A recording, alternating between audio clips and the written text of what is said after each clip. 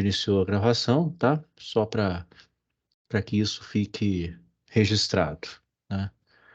Tá. Tem mais um colega chegando, né? Ok? E eu vou fazer como a gente fez nas outras aulas, eu vou compartilhar a minha tela aqui com a apresentação do Perdeck, como a gente já havia feito nas aulas passadas. Deve ser essa daqui.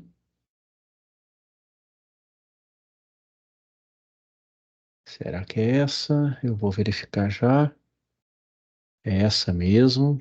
Perfeito.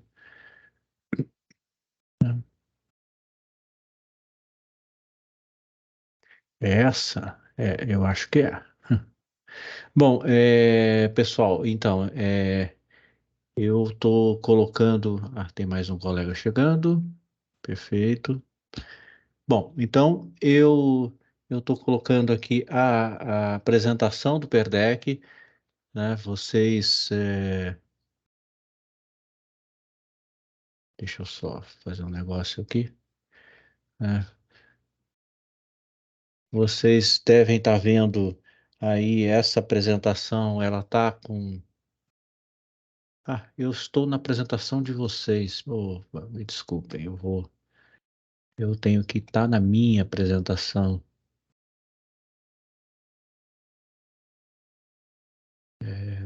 Só um instante.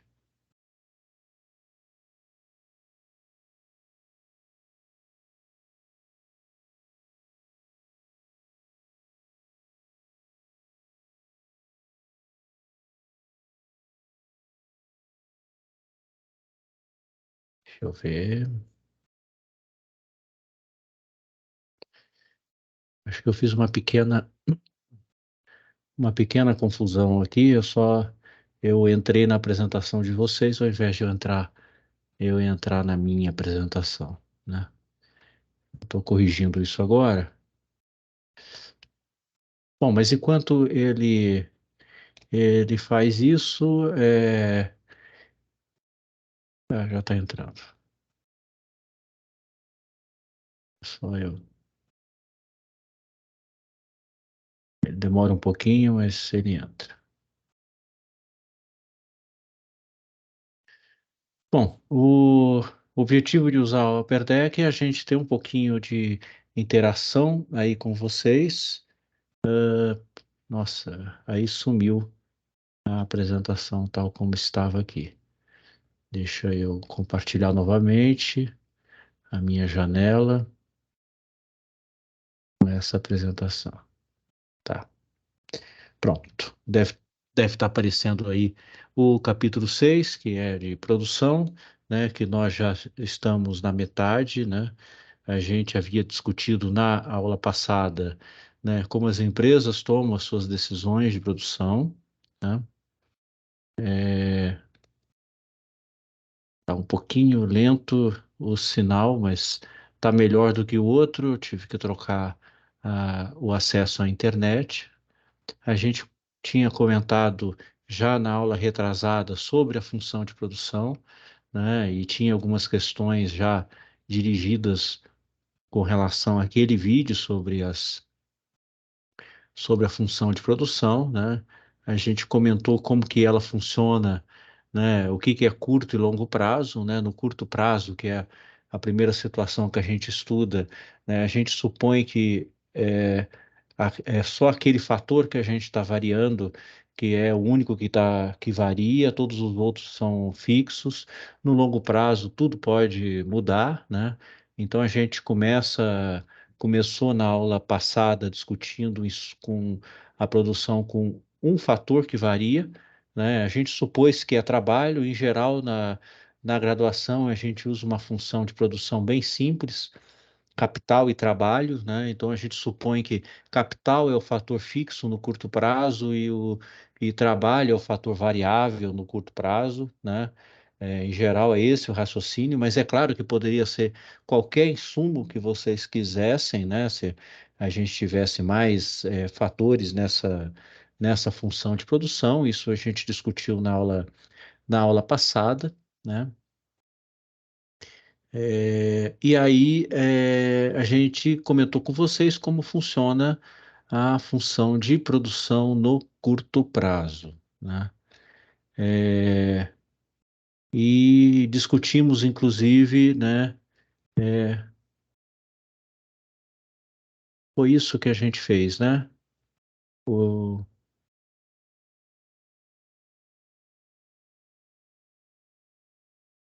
Gente, eu cheguei a discutir esse capítulo 6 até esse ponto com vocês. Pelos meus.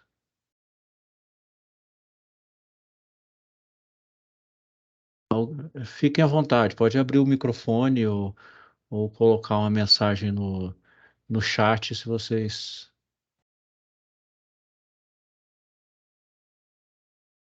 Sim, sim, foi, né? Tá, é que a minha anotação aqui foi até o final dessa sessão, né? E a gente discutiu com vocês o comportamento do que acontece com o produto médio, com o produto marginal, né? O produto marginal é o quanto esse fator variável, no caso aí no nosso exemplo é trabalho, contribui para a produção, né? Então, quando o produto marginal está acima do produto médio, significa que esse produto médio está aumentando, portanto, cada unidade que você está produzindo está fazendo com que essa produção média aumente. Eventualmente, esse produto marginal vai diminuir, né, e vai chegar a ficar abaixo do produto médio. Quando isso acontece, cada unidade que você está produzindo está fazendo com que o produto médio diminua. Então, é o ponto em que essas duas curvas se cruzam, em que eu tenho o máximo desse produto médio, né? A partir daí, esse produto médio ele volta a diminuir, né? Então, a gente discutiu isso na aula passada, né? E fomos até, né, a questão de estoque de capital, de mudança tecnológica, exatamente. Aí a gente foi até a produção com dois insumos variáveis. O que que é uma produção com dois insumos variáveis? Quando a gente está falando de uma função de produção simples como essa, que eu tenho só capital e trabalho, eu estou falando que todos os fatores de produção estão variando. Então, eu estou supondo que essa economia está num período que a gente considera de longo prazo, que eu consigo ajustar todos os fatores de produção que eu tenho na minha função de produção, né? Então, quais são os dois? Só tenho dois fatores, um deles a gente já viu, é o trabalho, e o outro fator é o estoque de capital, né? Portanto, todos os fatores da minha função de produção vão variar. Então, essa é a segunda situação que a gente estuda, né? Como eu comentei, né, é o caso mais simples quando você só tem dois fatores de produção, né? É o que permite a gente analisar essas situações todas. E como a gente já comentou na aula passada, né, a gente, para estudar esse caso com dois fatores de produção, a gente vai usar o conceito de isoquantas, né, e que representam essa combinação de insumos, né, dos dois insumos, né, e ver como que essa flexibilidade, né, da combinação de mais capital, menos trabalho, ou vice-versa, tem efeito sobre a produção, né? E nós vamos falar a partir daí da ideia de rendimentos marginais decrescentes, ou seja, quanto mais eu acrescento de um desses fatores de produção, ou capital ou trabalho, né, a produtividade, o que eles vão acrescentar de produção vai ser cada vez menor. Ou seja, o seu produto marginal desses fatores de produção, né, vai ser sempre menor, né, à medida que você for acrescentando mais e mais unidades, né? Então, isso permite a gente pensar na substituição entre esses diferentes insumos. A gente vai discutir essas possibilidades com vocês, né?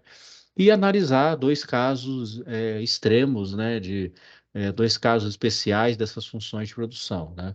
Quando esses fatores são substitutos perfeitos, e a outra situação é quando há uma proporção fixa entre esses fatores de produção. Então, a gente vai analisar esses dois casos, né?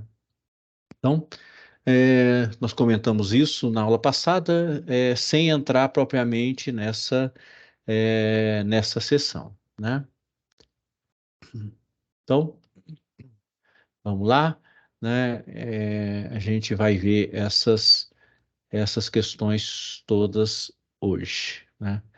Bom, eu tinha terminado a aula, né, feito somente essa apresentação, deixei esse vídeo sobre isoquantas para vocês assistirem, né, porque como a gente falou, transmitir um vídeo dentro de um outro vídeo não é é, uma forma adequada, né, não funciona muito bem, né. Até agora, essa apresentação ela estava em modo estudante, né? A partir daqui, eu vou interromper esse modo estudante, né? Eu vou deixar a apresentação só no modo de instrutor, só no modo do professor, tá? Ao final da aula, eu torno a colocar ela no modo para estudante, para vocês poderem trabalhar com a apresentação, ok? Então, vou tirar aqui do modo de estudante, pronto. Agora, se você tivesse no Pear Deck, em qualquer outro ponto, agora você está vendo exatamente o que eu estou vendo, né? E aquele botãozinho que aparece para você controlar a apresentação não aparece mais, né?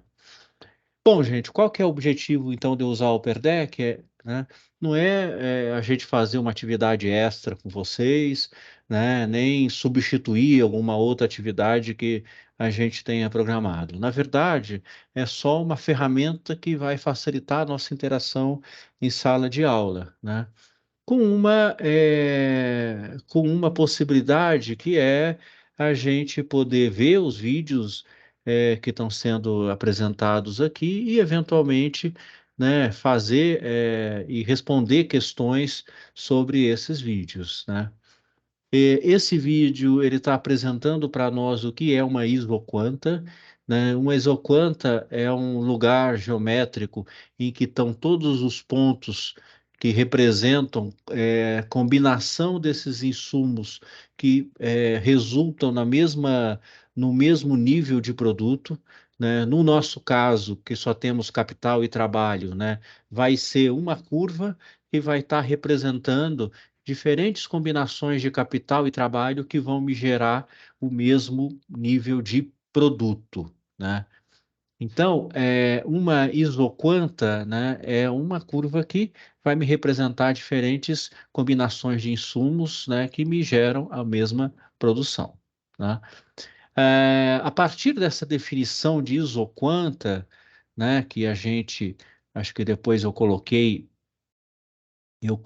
aqui. Bom, aqui já dá para a gente ver o que que é isso. Vejam, eu tenho um gráfico com capital e trabalho, né? Essas curvas que estão em roxo aqui me representam uma isoquanta. O que que é isso, né? Cada um desses pontos, vamos dizer, dessa primeira curva aqui, me representam a mesma quantidade de produto. Só que aqui nesse extremo eu tenho mais capital e menos trabalho. Nesse outro lado aqui eu tenho menos capital e mais trabalho, né? E à medida que a gente vai se deslocando para a direita, eu vou tendo níveis de produto maiores para que vão estar representados por essa combinação de insumos, no caso de capital e trabalho, né? Voltando aqui, no vídeo também vocês devem ter visto o conceito de taxa marginal de substituição técnica, né? Quando a gente estudou teoria do consumidor, a gente viu, né, não só as curvas de preferência, que têm um formato parecido com esse, né, mas também as taxas marginais de substituição. O que que é uma taxa marginal de substituição? Né? É o quanto que você está trocando de um insumo, né, por outro para permanecer no mesmo nível de produção, ou seja, na mesma isoquanta. Então, nesse caso, né, é o quanto de capital, por exemplo, você está trocando, né, por mais trabalho para produzir o mesmo nível de produto. Então, você está indo de um ponto para outro na mesma isoquanta, que é essa curva que está em roxo, né? A outra noção que se discute no vídeo é a ideia de rendimentos de escala. Gente, escala é o termo que a gente usa para representar tamanho, para representar uma proporção da da minha estrutura produtiva, né? Então, o que que é quando eu falo de rendimentos de escala? O que que eu estou querendo dizer? Eu estou querendo saber se, à medida que eu for aumentando a minha planta ou a minha estrutura de produção, o que que acontece com o meu nível de produto? Vamos dizer, se eu dobro a quantidade de insumos, tanto de capital quanto trabalho, o que que acontece com a minha produção, né? A gente vai ver que quando a gente fala de rendimentos de escala, que existem basicamente três situações, né? Se eu aumentar os dois insumos, né, que eu tenho, capital e trabalho, na mesma proporção, e a produção aumentar mais do que essa proporção, eu tenho rendimentos crescentes de escala. Se acontecer o inverso, se eu aumento em uma proporção e é uma proporção tanto capital quanto trabalho, mas a produção cresce numa proporção menor, eu tenho rendimentos decrescentes de escala. E, por fim, né, se eu aumento tanto capital e trabalho, uma certa proporção, e a produção cresce exatamente essa proporção, eu tenho rendimentos constantes de escala, né? Então a gente vai ver um pouco isso, né? Isso é muito importante porque quando a gente pensa em plantas de produção, a gente vai ver que no começo, né, escalas muito pequenas são inviáveis do ponto de vista econômico, porque os custos de produção ficam muito altos. Então eu tenho um tamanho de escala, né, que normalmente é o tamanho considerado padrão para aquela planta produtiva, é onde ela funciona na sua eficiência maior, né? Só que a partir de um certo ponto, eu volto a ter um aumento desses custos, porque você está ultrapassando esse tamanho que é suposto ótimo para essa estrutura produtiva, tá? A gente vai discutir isso também um pouquinho mais para frente com vocês, né?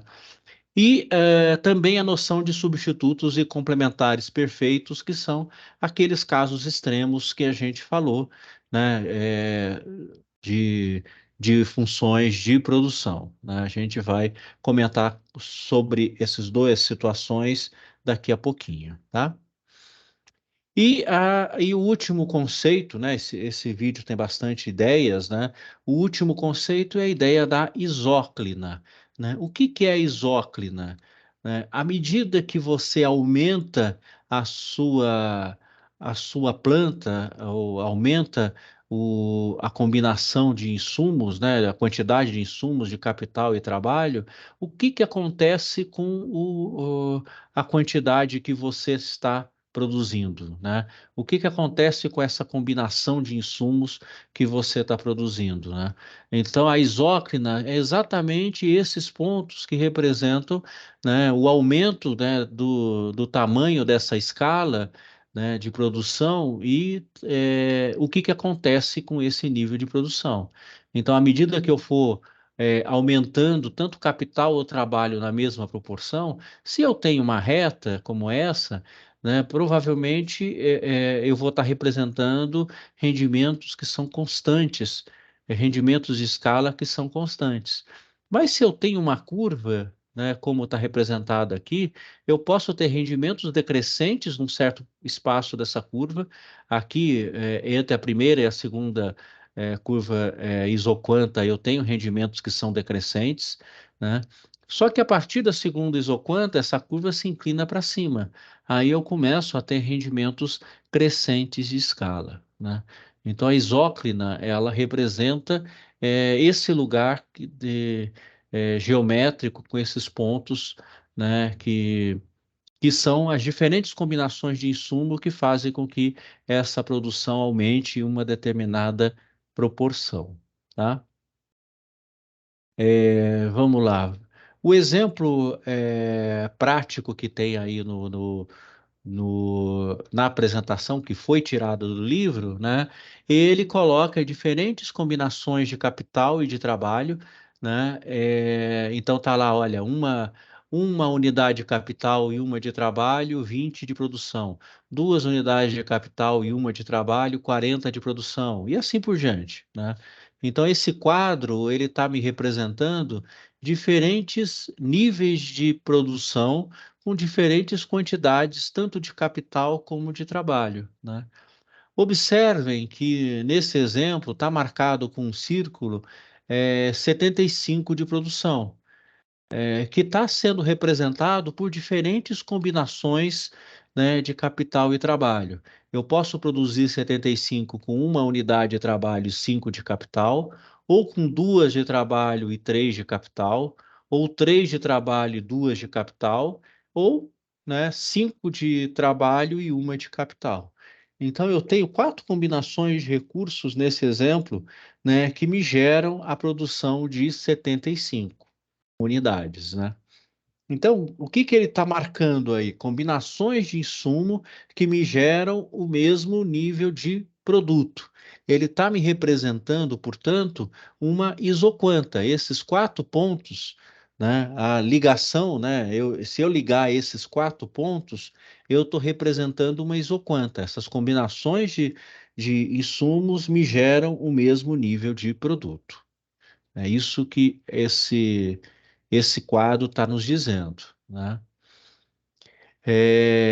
Então, todos esses dados que estão nesses quadros podem ser representados por isoquantas, né? No quadro, eu tenho essas informações de uma maneira discreta, né? Assim, eu tenho, é uma unidade disso e tantas daquilo, por exemplo, né? Mas quando eu vou desenhar no gráfico, eu posso estar trabalhando com as variáveis de uma maneira contínua. Então, eu consigo usar de maneira fracionada cada um desses insumos. Isso é um dos axiomas que a gente tinha visto anteriormente e nos permite desenhar essa curva de maneira contínua, né? Portanto, eu posso representar aqueles diferentes níveis de produção, marcar aqueles pontos e unir aqueles pontos para representar esses diferentes níveis de produto. Observem que eu tenho certas combinações que me geram 55 de produto, outras que me geram 75, outras que me geram 90 e assim por diante. Então, cada uma dessas curvas, né, são isoquantas. Cada um dos pontos dessa curva me representam, né, combinação desses dois insumos que me geram o mesmo nível de produto. No caso da curva que está mais à esquerda, né, está me gerando 55 unidades de produto. Quanto mais à direita tiver essa curva, maior vai ser a quantidade de produtos que você vai gerar, né? Então, aquela segunda curva representa 75 unidades, a terceira curva representa 90 e assim por diante. Bom, essa ideia a gente vai trabalhar com vocês, né, discutindo, né, as diferentes possibilidades de combinação desses insumos, né? Então, a gente vai discutir com vocês o conceito de taxa marginal de substituição técnica. O que que é a taxa marginal de substituição, né? É o quanto você está trocando de um insumo por outro. Quando eu estava falando na teoria do consumidor, né, você tinha dois produtos, era o quanto que o consumidor estava trocando de um produto por outro, que resultava no mesmo nível de satisfação, né? Aqui é o quanto nós estamos trocando de um insumo por outro, né, que vai resultar no mesmo nível de produção, né? Então é um conceito muito mais concreto, um conceito que fisicamente ele faz sentido. Satisfação eu não consigo medir, mas nível de produção é uma variável física que eu consigo perfeitamente medir. Eu consigo dizer o quanto você está produzindo e o quanto você está utilizando de capital e de trabalho para você fazer essa produção, né? A definição da taxa marginal de substituição técnica, né, é exatamente equivalente àquela que a gente tinha estudado quando a gente viu a taxa marginal de substituição, né? Você vai pegar a variação percentual de um insumo sobre a variação percentual do outro insumo, né? Ou se vocês quiserem, né, do ponto de vista de derivada, né, você vai fazer a derivada de uma função, né, ou a derivada do trabalho com relação ao capital, né, para você ver o quanto que você está é, gerando ou tendo de substituição de um produto por outro para chegar ao mesmo nível de produto, né? Mesmo nível de produção, né? E aí eu tenho os dois casos extremos, né, que a gente vai comentar. O caso da substituição perfeita e o caso da complementariedade perfeita, que também são semelhantes àqueles casos que a gente tinha visto na teoria do consumidor. Quando os dois insumos são substitutos perfeitos, né, eu posso trocar capital por trabalho naquela mesma proporção, né, sem qualquer prejuízo para o nível de produção, né? Ele vai ser sempre aquela determinada proporção que eu vou estar trocando de um por outro. Então, eles são substitutos perfeitos. Quando eu estou falando de complementares perfeitos, né, eu estou falando que há uma determinada combinação de capital e de trabalho que me gera determinado nível de produto, né? Eu não posso trocar um por outro, né? Eu preciso combinar eles de uma determinada forma, né?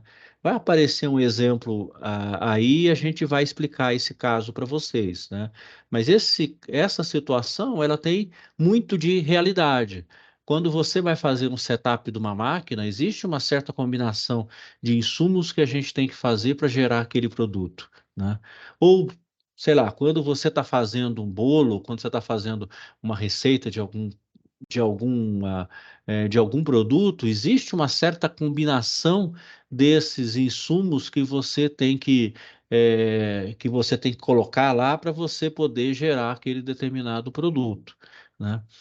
Então, a ideia de complementares perfeitos ou quase perfeitos, né? Às vezes você pode trocar alguma coisa por outro, aumentar um pouquinho a proporção de uma coisa e diminuir de outra, né? É uma ideia que se aproxima bastante da realidade, né?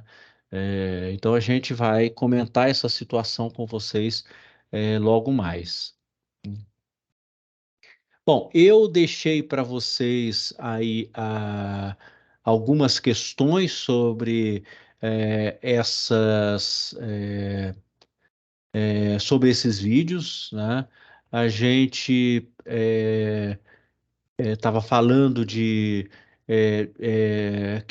um dos objetivos nossos de fazer usar esse tipo de ferramenta é exatamente para permitir esse tipo de interação e também para eu poder verificar, vocês viram o vídeo, vocês entenderam o que está sendo discutido no vídeo e assim por diante, né? Então a gente faz essa discussão usa o Perdeck também para a gente poder entender esse tipo de coisa, saber como é que vocês estão se apropriando disso, né? Uma das possibilidades do Perdeck é exatamente como ninguém respondeu, né? Exatamente permitir que eu ver que tipo de resposta que vocês estão dando sobre o vídeo, né? Então, aqui não, quando não tem resposta, não aparece, né? Então, a primeira era sobre qual é a definição da taxa marginal de substituição, né? O segundo, o que que representa a inclinação da fronteira de possibilidades de produção. E a terceira questão é que tipo de relação entre dois bens é representada por uma fronteira de possibilidade de produção com uma taxa marginal de transformação constante, né? Vamos lá, gente. A definição de taxa marginal de substituição, né? Que vai estar aparecendo lá nas questões para vocês, né? É o número de unidades de um produto é, o número de unidades que deixam de ser produzidos para produzir uma unidade extra do outro produto, né? Então eu posso combinar esses insumos, eu posso usar menos capital e mais trabalho para gerar a mesma quantidade de produção, tá? O outro. Opa, desculpa, eu fechei aqui o que eu fiz, gente?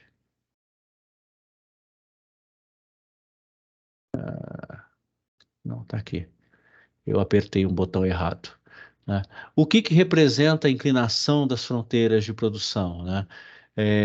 Essas curvas, né? Elas têm uma determinada inclinação, né? E essa inclinação dessas curvas representa exatamente como essa combinação de insumos ela se altera, né? Ou seja, ela vai representar essa taxa marginal de substituição, né?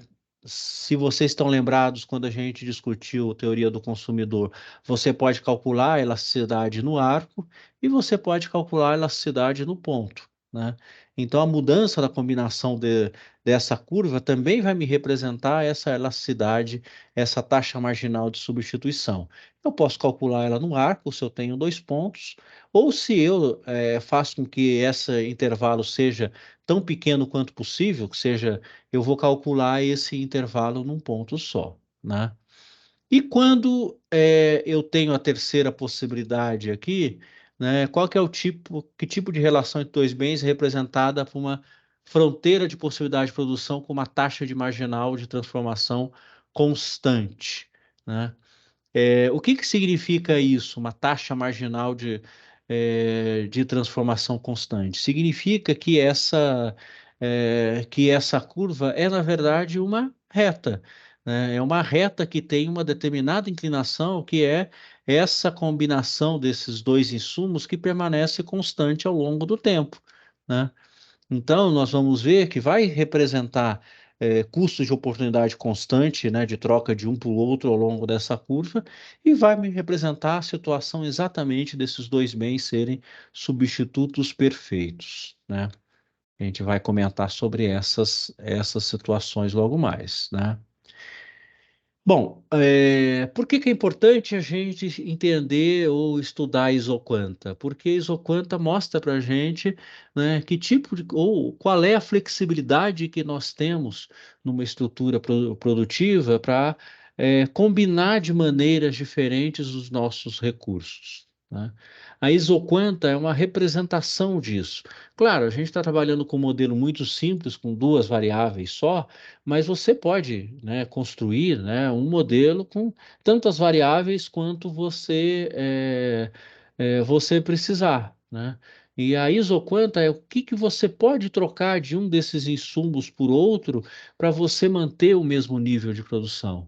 Então, quando você vai ajustar o seu processo produtivo, você provavelmente vai tentar minimizar os seus custos, dado uma certa quantidade de produção que você tem que fazer. Então você vai combinar esses insumos de uma determinada forma para você poder fazer essa minimização de custos, né? Um caso particular desse problema, né, muitas vezes é o que as pessoas estudam, por exemplo, em pesquisa operacional, quando usam aqueles modelos simplex, né, de combinação de recursos, né, minimizando custos, dados determinados restrições, né? Em economia, normalmente a gente supõe que essas restrições ou esses insumos são contínuos, são variáveis, e a gente tende a resolver isso como um lagrangiano, né? mas é perfeitamente possível a gente pensar numa situação como essa, que essas variáveis são discretas, né? Então, é importante a gente ter noção dessa isoquanta para saber, né, que tipo de insumos nós temos e como a gente pode combinar esses insumos de maneira diferente, né, eventualmente trocar um pelo outro, minimizar o custo da minha produção, né? Então, a importância da gente entender o conceito de isoquanta reside nesse fator, né? E aí, a taxa marginal de substituição técnica, a definição é essa, a variação de um insumo, por exemplo, o capital, sobre a variação do outro insumo, que é o trabalho, né? Normalmente, a gente coloca, né, no denominador o insumo que é variável e no numerador o insumo que é fixo, tá? Mas claro que pode ser perfeitamente, você pode entender ou montar essa função invertendo isso. Não há nenhum problema, né, em você pensar ao contrário do que está colocado aí, né? Variação da quantidade de capital sobre variação de trabalho, né? Pode ser perfeitamente variação de trabalho sobre variação de capital, tá? Estou dizendo que normalmente a gente representa dessa forma, né? E normalmente é assim que você vai ver na maioria dos livros texto, embora o contrário não esteja errado, né? Você apenas vai estar falando, né, em função do insumo fixo ao invés do insumo variável, por exemplo, tá bom? É, Então, essa taxa marginal de substituição, normalmente, numa isoquanta, ela vai cair à medida que a gente se desloca para baixo ao longo dessa isoquanta. Como eu estou definindo ela como delta K sobre delta L, isso acontece. Se eu for descer, eu vou estar aumentando a quantidade de trabalho e diminuindo a quantidade de capital. Então, essa proporção ela tende a diminuir. Se você tiver definido ao contrário do que estava posto a isso, delta L dividido por delta K, vai acontecer o inverso, tá? À medida que se desloca para baixo, né, essa taxa marginal de substituição ela aumentaria, né? Gente, é sempre substituição de um pelo outro, né? Então, o importante aí é a gente entender que essas curvas elas são convexas. O que que é uma curva convexa, né? Quando eu pego dois pontos distintos sobre essa curva, né, e eu traço um segmento unindo, um segmento de reta unindo esses dois pontos, ele vai estar sempre à direita dessa curva. Ele vai estar sempre representando pontos que estão à direita. É isso que é uma relação de convexidade, né? Então, quando eu falo de convexo, significa que as curvas têm esse tipo de inclinação, tá? É, Bom, e se a gente está pensando é, na isoquanta, qualquer ponto na isoquanta representa a mesma quantidade de produção, tá? Então, a minha definição de taxa marginal de substituição, ela pode ser derivada dessa relação, né? Se eu tiver dentro da isoquanta qualquer troca de capital por trabalho, não vai me provocar nenhum tipo de variação do meu nível de produção, tá? Então, eu também posso pensar na definição da taxa marginal de substituição fazendo esse tipo de raciocínio. Bom, e aí, né? Vamos ver os dois casos que são extremos, né? Que são situações particulares dessa função de produção. Eu tenho duas situações dessa, como a gente comentou com vocês, né? Uma em que é, os insumos eles são substitutos perfeitos de um para o outro, né? E o outro caso em que eu tenho proporções fixas de combinação desses insumos, né? Essa função de combinação fixa de insumos eu chamo de função de produção de Leontief, que foi um economista que foi o responsável, o grande responsável pelo desenvolvimento de matrizes de insumo-produto, que representam a combinação de insumos de diferentes setores da economia para geração de produtos, né? Esse primeiro gráfico é o caso de que os bens são substitutos perfeitos, né? Ou seja, eu posso trocar capital por trabalho sempre na mesma proporção e eu vou gerar o mesmo nível de produto, tá? Então, nesse caso, essas isoquantas, elas vão ter esse formato de reta, não vão ser uma curva, vão ser uma reta. Qualquer ponto dessa curva vai ter a mesma inclinação, que significa que eu vou trocar um insumo por outro sempre na mesma proporção, tá?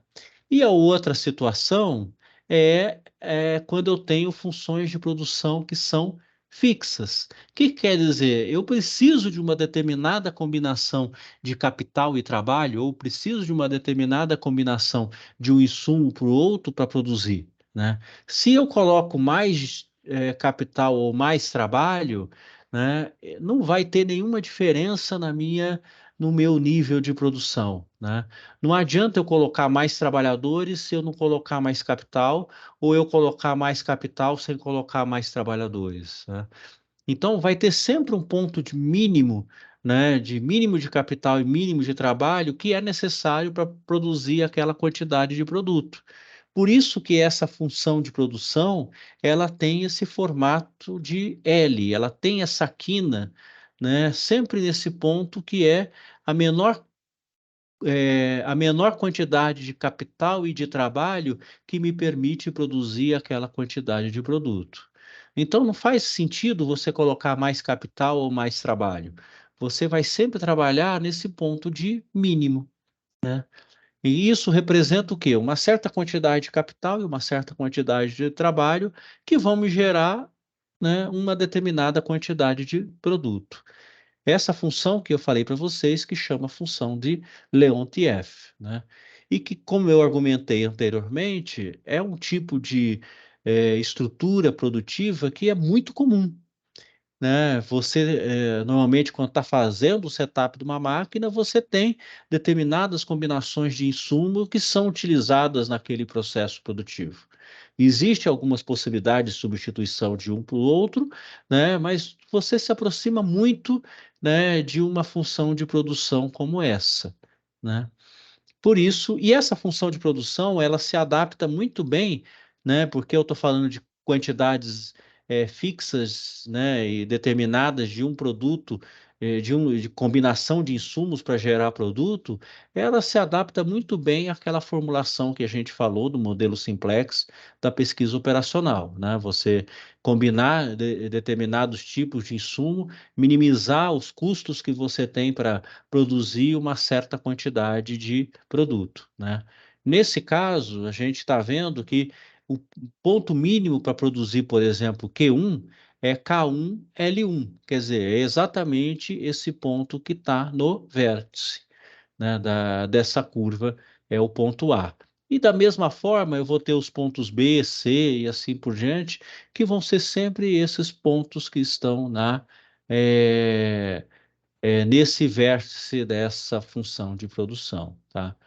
Chama atenção, né, que é um vértice, é uma esquina, né? Então eu não consigo achar a derivada, não existe um ponto, uma tangente a esse ponto. Existem infinitas tangentes, né, a esse ponto. Então, eu não acho aí uma derivada quando eu tenho esse tipo de esquina numa função de produção, tá? Eu vou ter que trabalhar com uma função em que eu tenho o mínimo de K e o mínimo de L para produzir uma certa quantidade de produto, né? Então, é isso que representa essa função de produção de Leontief, que é uma função de proporções fixas, né? Continuando aqui o nosso raciocínio, né? Como eu falei, né? Essa análise de combinação de insumos, ela é muito utilizada. A função de Leontief, ela tem uma aplicação muito grande, né? De você vai montar algum tipo de serviço, né? Você vai pensar, olha, quanto de trabalhadores eu preciso, quanto de recursos, né? Você normalmente faz esse tipo de estimativa, né? Você tem algum grau de proporção entre esses diferentes insumos que a gente normalmente trabalha, né? E é claro, né, que esse processo ele pode se tornar mais eficiente ao longo do tempo, né? Mas no curto prazo, essas proporções elas tendem a ser mais ou menos fixas, né? Ganhos de produtividade, né, pequenos não aparecem no curto prazo, né? Um ganho de produtividade, digamos, de 2% num regime de trabalho de 8 horas não representam nem 10 minutos. 10 minutos, né, se você demorar um pouquinho mais no almoço ou tomar um cafezinho a mais, já foi os 10 minutos, né? Mas se for 2% todo ano, né? Depois de 10 anos ou 15 anos, isso faz uma grande diferença no processo de produção. Então, no curto prazo, né, é de se imaginar que essas funções elas tendam a ser mais ou menos constantes, ou você assume que elas são mais ou menos constantes, né, para você poder organizar o seu processo de produção, ok? É, Tudo bem, gente? Eu vou. Deixa eu voltar um pouquinho aqui para a nossa apresentação. Só parar de compartilhar um pouquinho, né? Ok? Tá tranquilo? Alguma questão? Tá, fiquem à vontade. Se tiverem alguma pergunta, alguma dúvida, por favor, podem me interromper, tá? Então, eu vou voltar a compartilhar a tela para. Pois não, Carlos. É que eu tava pensando, eu não sei se era o 46 do negócio, mas eu fiquei com um pouquinho de dúvida para entender o que que ele queria dizer com Eu vou zero. voltar lá e a gente dá uma olhada, né? Deixa eu ver se é isso que você. Não, É, próximo. Mais um. volto mais um? Não, quarenta e Passa. sete então. Ah, 47. perfeito. Aqui, ok. Ah, Isso. então, aqui ele está explicando o que que é a taxa marginal de substituição técnica, né? Que é o quanto você troca de um insumo por outro para permanecer na mesma isoquanta, ou seja, para produzir a mesma quantidade de produção, né? Então, essa penúltima linha aqui, ela está me dizendo, né, o quanto que eu tô trocando, né? De um produto por outro para não ter nada de variação. Então, eu tenho uma certa produtividade marginal do trabalho, né, e eu tenho uma certa produtividade marginal de capital. Se eu vario a quantidade de trabalho, eu tenho que variar a quantidade de capital para permanecer na mesma curva. Então, por exemplo, se eu aumento o número de trabalhadores, eu vou precisar de menos capital.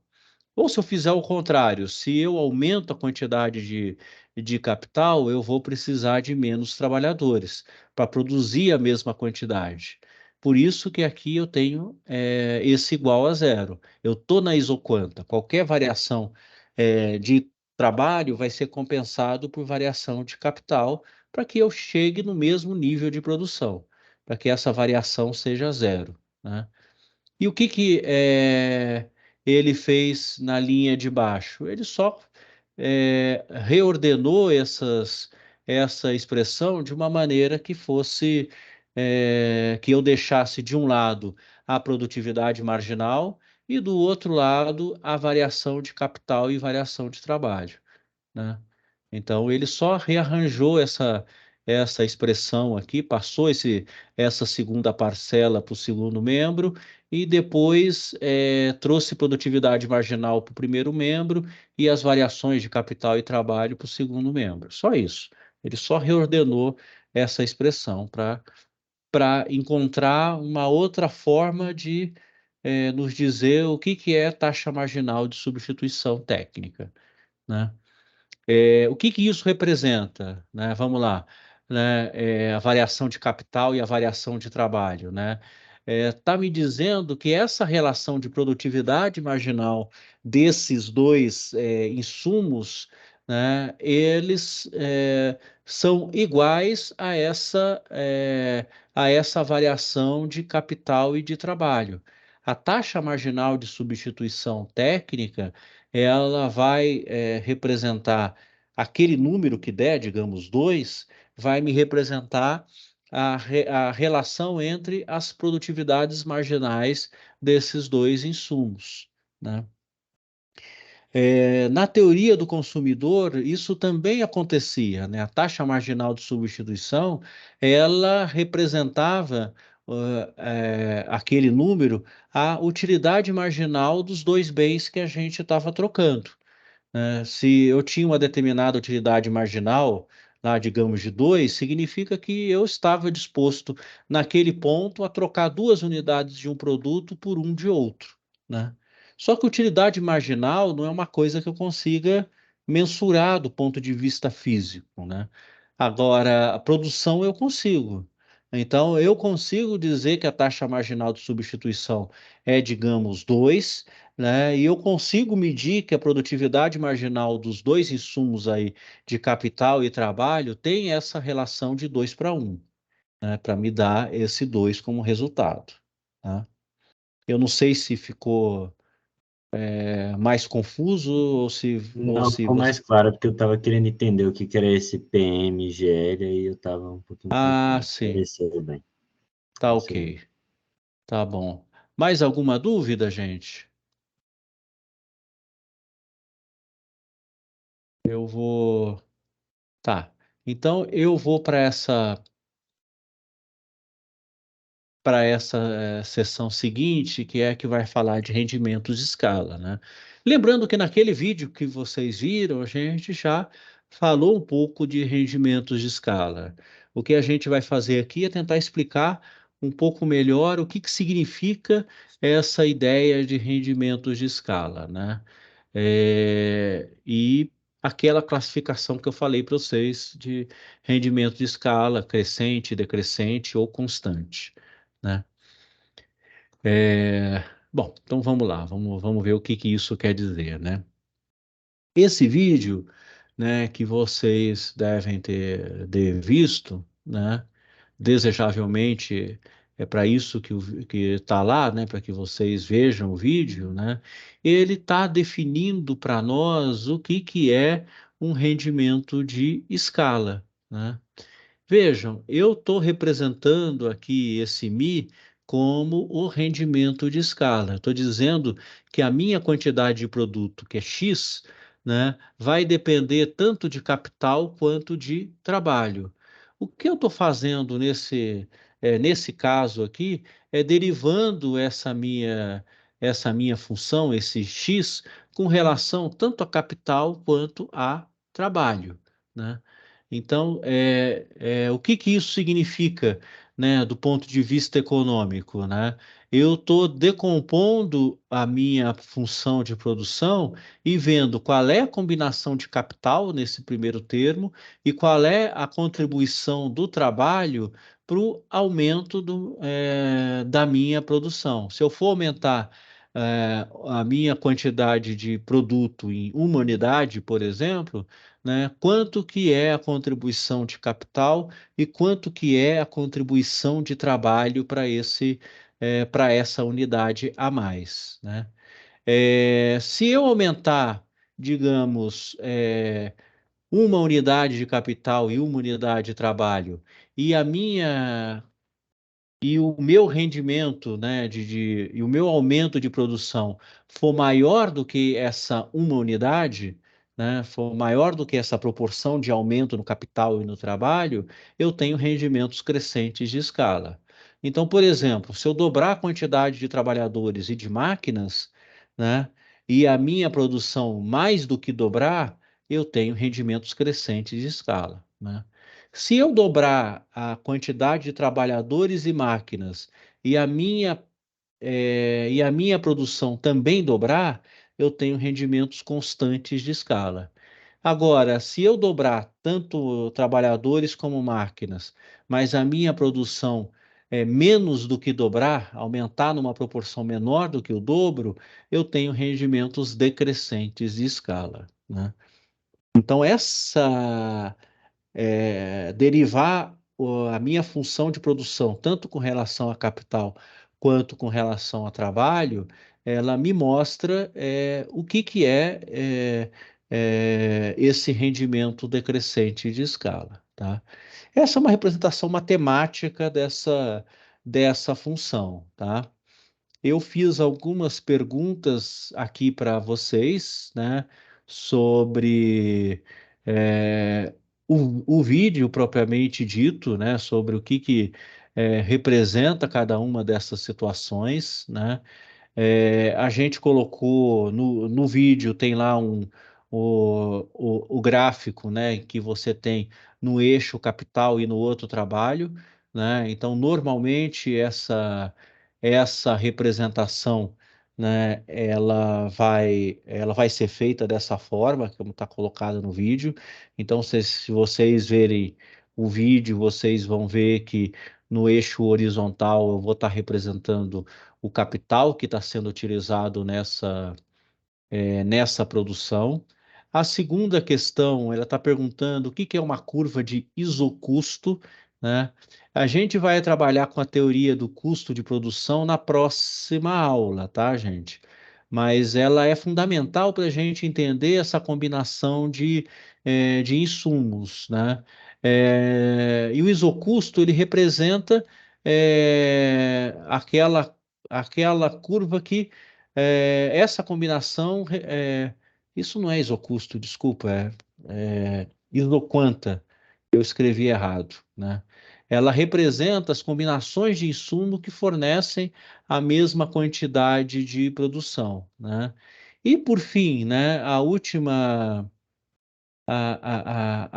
questão aí, né? Como que a gente chama essa relação entre o aumento de produção e o aumento dos insumos, né? Dos inputs no processo de produção, né? Bom, essa relação de aumento de produção e aumento de insumos é que normalmente a gente chama de rendimentos de escala, né? E a gente pode calcular esses rendimentos de escala, né? Como ele representa uma combinação de recursos, né? Você também pode falar de elasticidade dessa escala, né? Quando a gente fala de elasticidade, a gente fala de sensibilidade de uma variável com relação à outra, né? Normalmente você aplica o conceito dessa forma, né? Nesse caso, eu estou falando da, da sensibilidade da produção, né, do X com relação a duas outras variáveis, que é o capital e o trabalho que eu estou empregando para produzir esse determinado produto, tá? Então, é uma possibilidade da gente fazer esse tipo de colocação, tá? Bom, tudo isso para a gente voltar àquela ideia que nós comentamos com vocês de rendimento de escala, né? Que, bom, já aqui eu coloquei mais uma vez a definição, mas acho que já ficou bem claro pela exposição que a gente fez no vídeo, né? Como é que isso aparece graficamente, né? O rendimento de escala, né? Vocês devem estar lembrados lá da isóclina, né? Que está unindo esses pontos da isoquanta, né? Olha o que acontece quando eu tenho rendimentos de escala constantes, né? Essas curvas, né? Essas isoquantas, elas estão à distância A distância dessas curvas, né, é sempre a mesma quando eu aumento elas numa determinada proporção, né? Então, eu dobrei, a minha isoquanta se deslocou ali para aquele ponto mais ao centro, estou falando do gráfico que está à esquerda.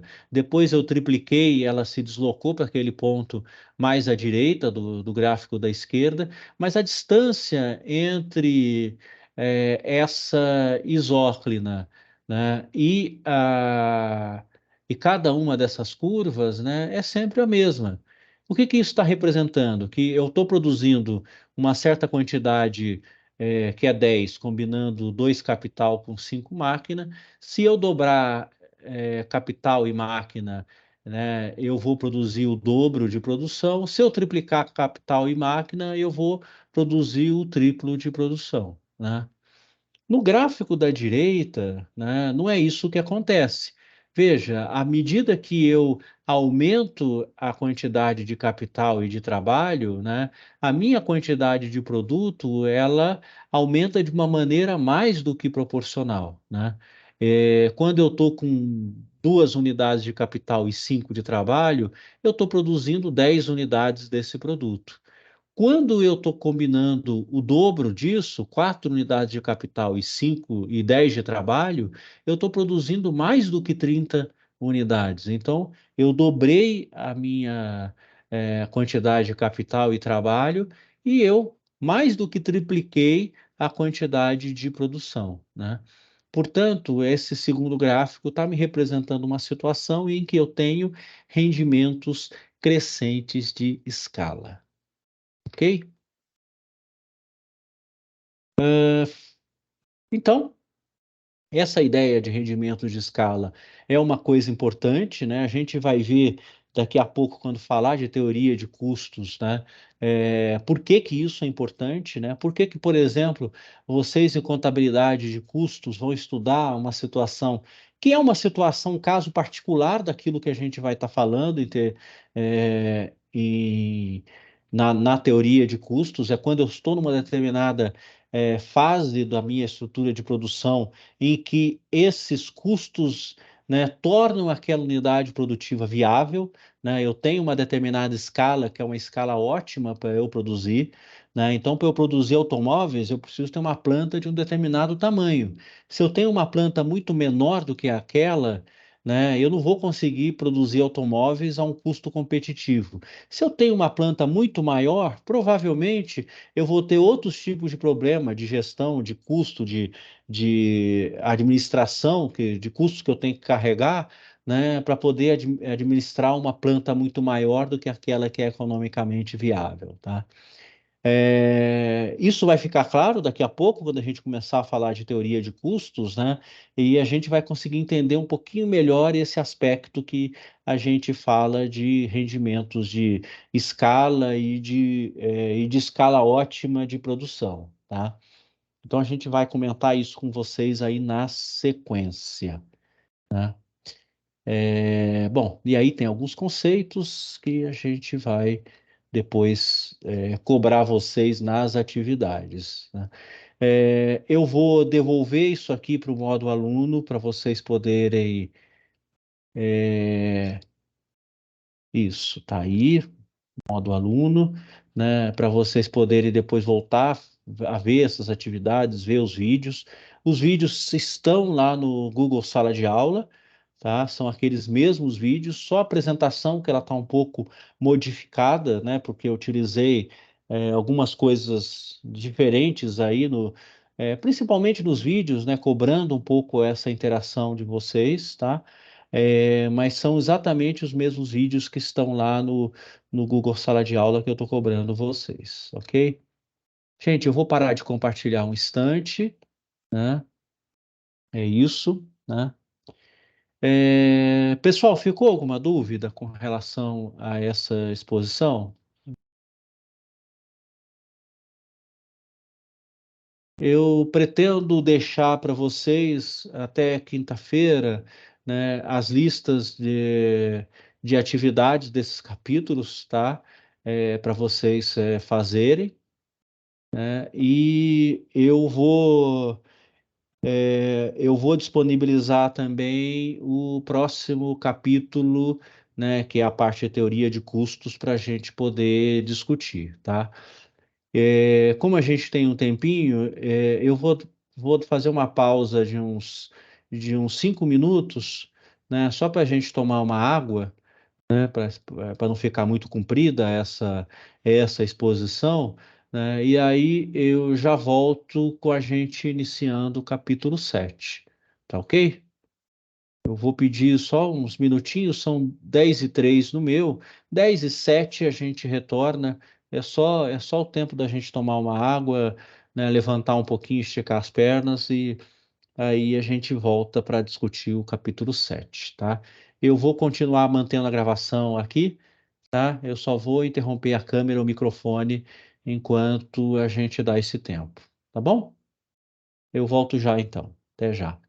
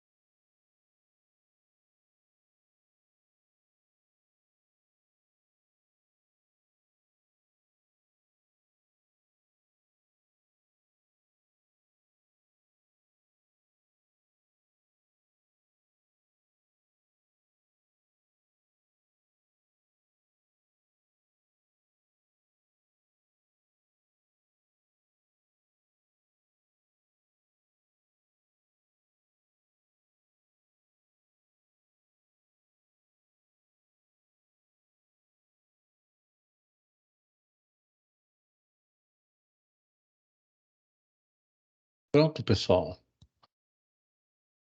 Foi, foi bem rápido, né? Eu vou, é, eu vou começar a discutir o capítulo 7 com vocês. ele está muito integrado com esse capítulo 6. Primeiro a gente falou de teoria de produção, agora a gente vai falar da teoria dos custos de produção, né? É, eu vou começar utilizando o material que está no Google Sala de Aula, né? Eu estou disponibilizando para vocês nesse instante esse material de custos de produção, tá? Lá tem todos os vídeos que estão sendo utilizados nessa parte e, inclusive, o link para o Perdeck que eu vou projetar daqui a pouco, né? Eu vou, eu vou colocar aqui o link também no chat para vocês, só que o que eu vou colocar para aula vai ser um pouquinho diferente, como eu falei, desse que está no Google Sala de Aula, porque ele vai ter algumas atividades adicionais para serem feitas, né, para a gente utilizar durante a aula na próxima quinta-feira, tá bom? Então, eu vou colocar esse link agora, porque é o material que está lá no Google Sala de Aula. Se vocês entrarem lá, é o que vocês vão ver, né? Mas eu vou disponibilizar para vocês um outro link com outro material, um Perdeck ligeiramente diferente desse, né? Para a gente utilizar na próxima aula, tá? Mas, bom, é isso, né? Por enquanto, deixa eu abrir lá o Perdeck para gente. Cadê?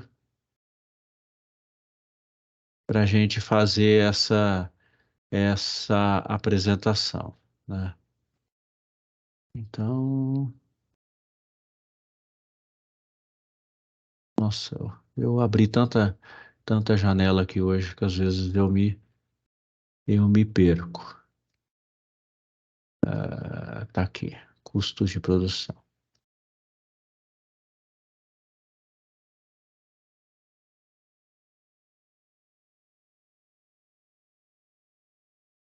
Uai, não foi.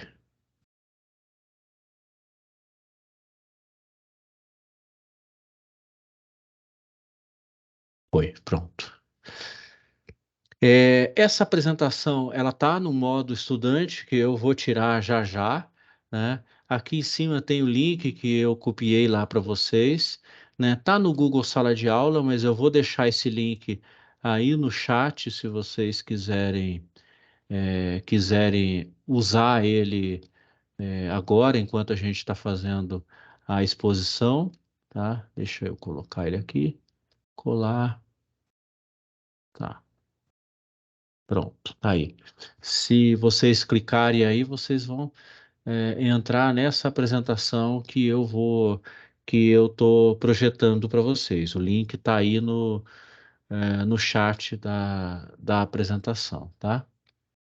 Exatamente essa que está aparecendo aí. Só que eu não vou deixar no modo estudante, eu vou colocar no modo de instrutor para eu poder fazer a apresentação. Quando eu terminar a aula, eu volto para o modo estudante para vocês poderem navegar pela apresentação. Então, dá licença. Tá aí. Bom, gente, como eu estava dizendo, né, os custos de produção estão associados com essa ideia da produção, né? Inicialmente, a gente estava falando de uma relação, vamos dizer assim, física, técnica, né, entre quantidade de insumos e quantidade de produtos, né? A gente não tinha feito ainda qualquer tipo de associação com a questão de custo, né? E só que custo, obviamente, é uma coisa relevante, né? Então, aquela determinada combinação técnica, né, de insumos, ela tem uma estrutura de preços associada a ela e, portanto, tem custos associados com determinada combinação de insumos e de produtos, tá?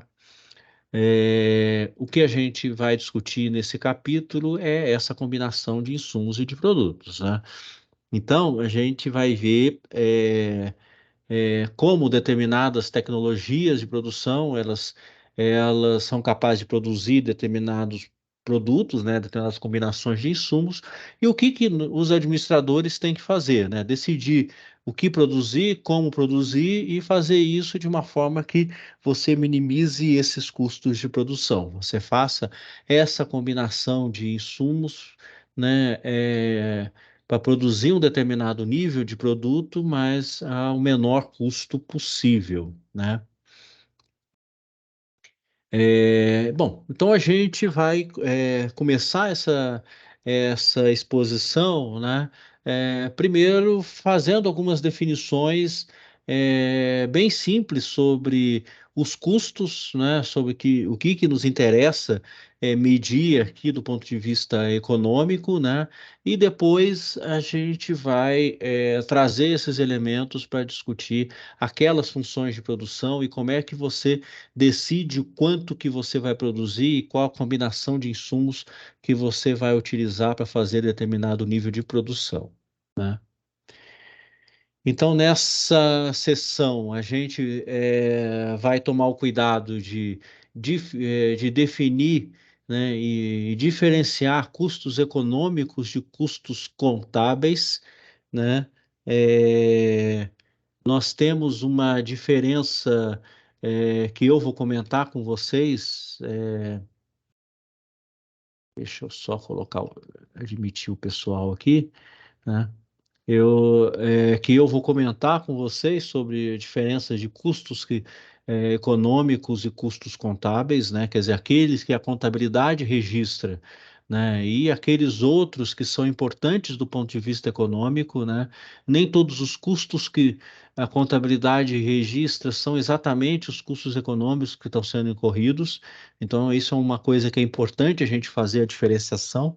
Na verdade, quem trabalha com finanças, né, já vê um pouco algumas diferenças entre custos financeiros e custos contábeis. Eu vou fazer uma terceira diferenciação aí que falar dos custos econômicos propriamente ditos, tá? Vamos discutir com vocês a noção de custo de oportunidade.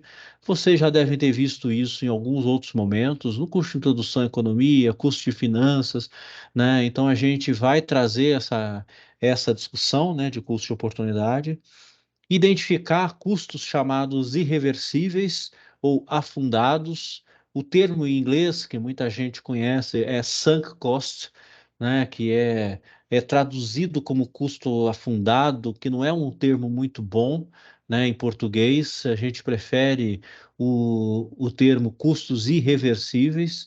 Né, eles são muito importantes quando a gente está analisando, né, as nossas decisões de investimento, né? Porque quando a gente analisa decisões de investimento, a gente tem que olhar para frente, né? Para ver o que a gente consegue gerar de receita para cobrir os custos e não para trás, né? Que é ver aquilo que a gente já gastou. Né? Então a gente vai comentar um pouquinho desse problema, desse viés que acontece quando a gente trata dos chamados custos irreversíveis, né?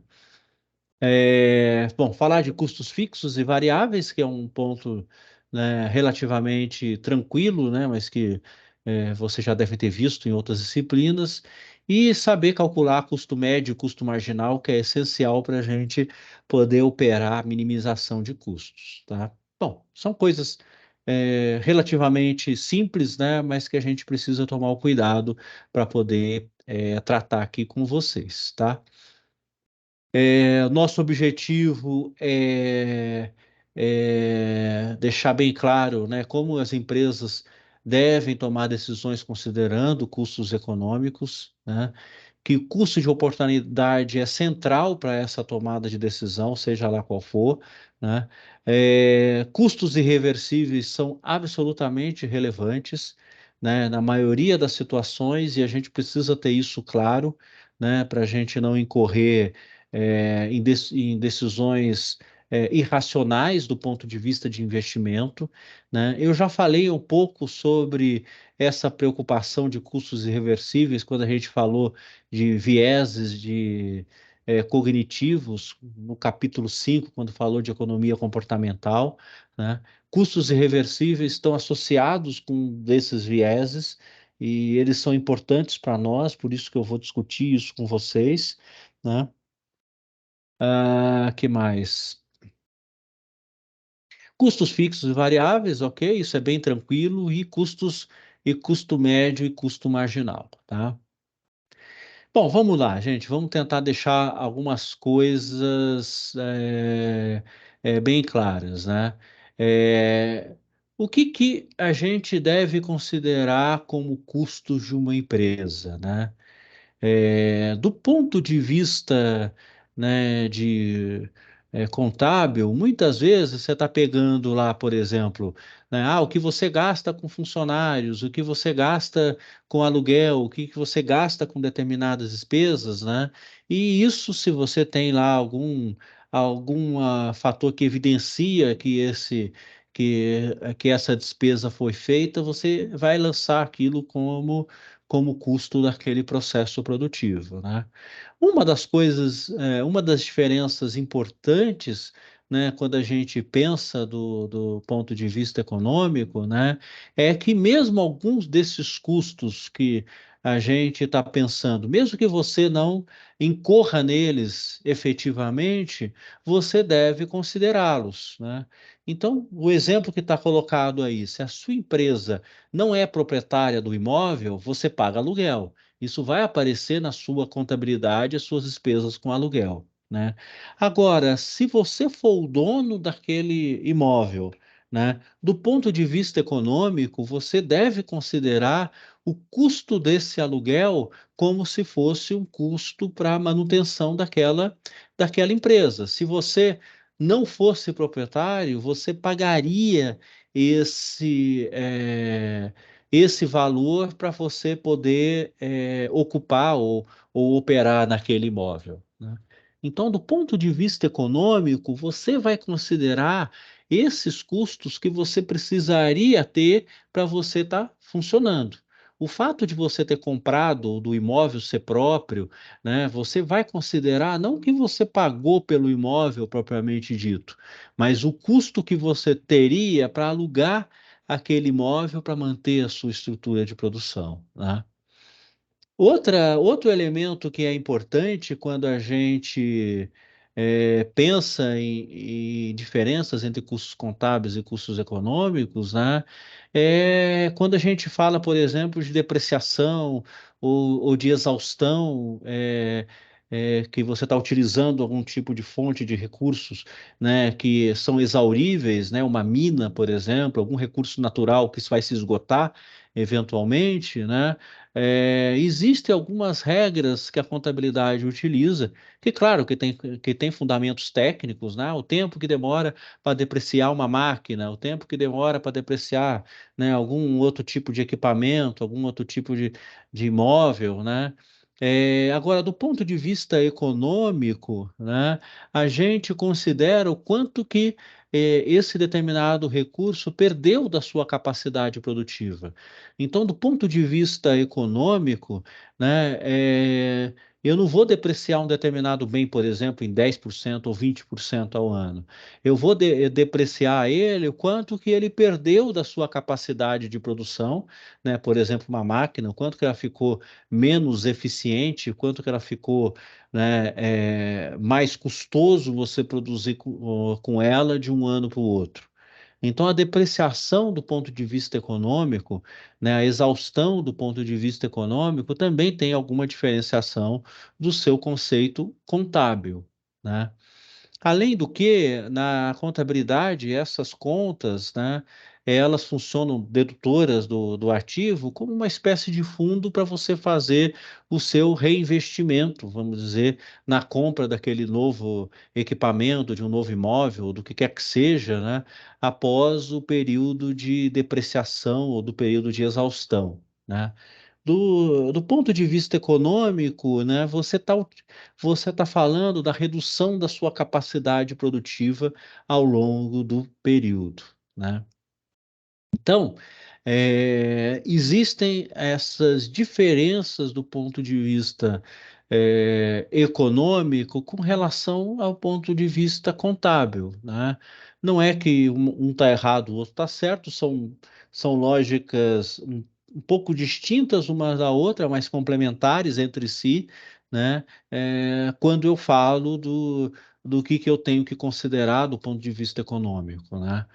E isso, né, fica muito claro, vai ficar mais claro quando a gente for estudar a competição perfeita, os modelos de estrutura de mercado, né, que o lucro considerado normal, né, que é um determinado percentual de retorno sobre o investimento que você está tendo lá quando eu falo em termos contábeis, né, do ponto de vista econômico, é um lucro econômico zero, né? É um determinado retorno que você tem sobre aquele investimento, né, que é um retorno considerado normal, né, dado o risco e o montante, né, que você está aplicando, né? Então, do ponto de vista econômico, aquele determinado retorno, digamos, sei lá, 10% sobre o capital que você investiu, né? Do ponto de vista contábil, você vai considerar um retorno de 10% sobre o seu investimento. Do ponto de vista econômico, eu estou considerando que aquele retorno de 10%, né, é o seu prêmio de risco por você estar investindo naquele negócio, né? Portanto, o seu lucro econômico vai ser zero, né? Bom, essas diferenciações a gente está destacando, né, para deixar claro o que nós entendemos do ponto de vista econômico como custo de produção, tá? Então, tudo que resultar, né, da utilização de recursos econômicos da produção, eu devo considerar, né? A depreciação do ponto de vista de dedução do valor daquele determinado equipamento de capital, eu considero ele como diminuição da capacidade produtiva daquele determinado equipamento, né? Não é uma espécie de fundo para eu recuperar aquele investimento, né? Feita essa distinção inicial, né? O que a gente precisa destacar? A ideia de que é, quando eu faço um raciocínio econômico, financeiro, qualquer tipo de raciocínio desses, né, eu faço um raciocínio levando em conta os custos de oportunidade. E custos de oportunidade aí, eu vou levar em consideração os custos econômicos que eu estou considerando, né? Gente, o que é custo de oportunidade? Vocês certamente já viram isso em outras disciplinas, né?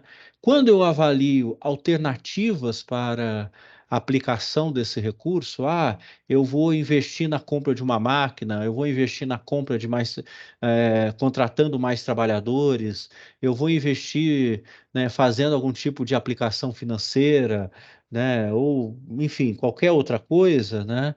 Eu estou avaliando, entre essas diferentes alternativas, aquela que vai me proporcionar, o que eu imagino que vai me proporcionar, o retorno mais satisfatório, né? E como é que eu faço essa comparação? Por que que eu decido, né, aplicar o meu recurso em uma dessas alternativas e não em outra, né? Porque essa alternativa, comparada com todas as outras, e principalmente comparada com a segunda melhor alternativa, aquela que você abriu mão para escolher essa opção que você fez, né, ela é a mais vantajosa, né? Então, o custo de oportunidade é o custo que você tem, né, dessa alternativa que você descartou, né? Eu estou falando de alternativa, eu estou falando de oportunidade, porque tem que ficar claro, né, que precisa ter alternativa, né? Porque se só tem uma opção, né, você não tem alternativa nenhuma. Você tem que fazer aquilo. Então não há custo de oportunidade que precise ser avaliado. Se a única opção que você tem é continuar produzindo, né, do jeito que você está fazendo, então você não está decidindo entre uma coisa e outra, né? Toda vez que eu falo de custo de oportunidade, eu estou falando de alternativas. Eu estou falando que você tem escolha, né?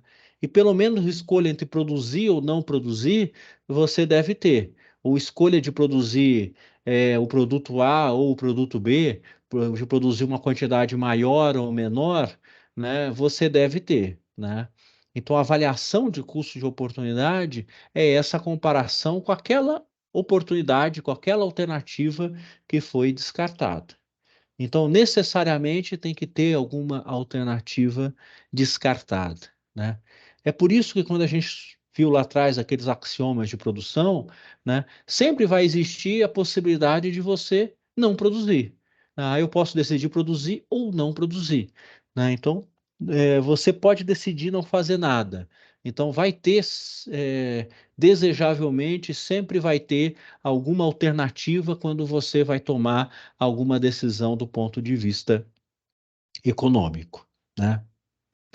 E a última coisa que a gente vai mencionar aqui, que eu vou voltar a tratar na aula que vem, né, é a ideia de custo irreversível, né? O que que é um custo irreversível? São aquelas despesas que não podem ser recuperadas, né? Então, por exemplo, se você entra no imóvel com a sua loja, você faz um monte de modificações lá naquele imóvel, né? Quando você sai daquele imóvel, várias das coisas que estão lá naquela estrutura, né, vão ficar lá, dependendo do que você fez, né? Então, por exemplo, redes de farmácia, né, elas normalmente têm móveis, tem aquelas estantes, aqueles mostruários que eles são facilmente removíveis e adaptáveis à loja que você tem, né? Então você consegue retirar aquilo e colocar em outra loja facilmente, né? Então você não tem um custo irreversível com esses equipamentos, né? Mas dependendo do tipo de obra ou do tipo de equipamento que você precisa ter no seu negócio, você não consegue levar isso quando você muda de imóvel, por exemplo, né? Então, o que você gastou com aquele equipamento, né? Você não consegue recuperar, vai ficar naquele imóvel, né? Ou você vai ter que, né, retirar e vai deteriorar aquilo de uma forma que você não vai conseguir utilizar com uma outra opção, tá? Bom, na próxima aula eu vou discutir com vocês essa ideia desses custos irreversíveis, né? E a gente vai ver esse vídeo, né? Quer dizer, eu vou deixar para vocês para a gente ver esse vídeo e discutir esse vídeo na próxima aula, tá? Deixa eu parar de compartilhar aqui, né? No meu ainda falta, agora já deu, né? Bom, pessoal, eu, bom, antes de mais nada, obrigado pela atenção de vocês. Eu vou colocar lá no Google Sala de Aula as orientações para essa última parte, tá? Eu provavelmente vou deixar alguns minutos para vocês poderem fazer as atividades do Perdeck. Gente, a ideia é vocês assistirem os vídeos antes, né, responderem as questões, né, para que a gente possa aproveitar melhor essa aula. O slide seguinte ou o outro, a gente já tem um vídeo para ser assistido. Amanhã eu vou colocar a apresentação já com o material, né, já com as questões que vão ser incorporadas a esses vídeos para vocês poderem responder, tá? Eu não, como eu falei, a gente não vai transmitir os vídeos aqui online, tá bom? Ok? E aí, na terça-feira que vem, a gente volta às aulas presenciais, vou estar de volta a Brasília e a gente volta à nossa rotina normal. Mas quinta-feira ainda tem a nossa última aula online. Eu vou deixar uns 25 minutos para vocês adiantarem os vídeos, o material que vai estar no Perdeck. Tá ok? Tá bom, gente? Se ficou alguma dúvida, estou à disposição. Se não, boa noite, bom feriado para vocês. Vejo vocês quinta-feira. Boa noite, professor. Bom feriado para o senhor também. Obrigado, igualmente.